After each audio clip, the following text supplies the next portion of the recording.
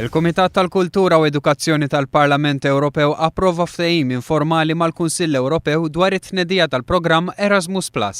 Il-kap tad-delegazzjoni Laburista fil-Parlament Ewropew Joseph Kuxkiri esprima s-sodisfazzjon tiegħu għal dan il-ftehim li se jfisser vot ta' 14 biljun euro sabiex 5 miljun student fl-Ewropa fosthom eluf ta' Maltin ikunu jistgħu jistudjaw f'pajjiż ieħor.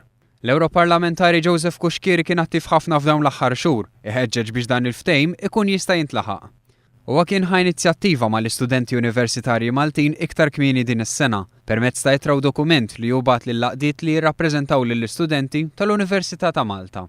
Joseph Kuxkiri spjega s-sitwazzjoni ta' diskrepanza tal-fuq minn 3 biljun u nofs euro fil-budget tal-Unjoni Ewropea li kien qed jeddet il-futur tal-Erasmus. L-Erasmus hu wieħed mill-iktar programmi ta' suċċess fl-Unjoni Ewropea.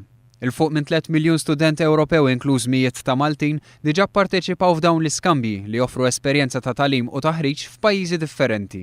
Din l-esperjenza issaħħaħ il-potenzjal akademiku u professjonali tal-istudenti kif ukoll tikkontribwixxi għal spirtu ikbar ta' komunità fost l-Ewropej.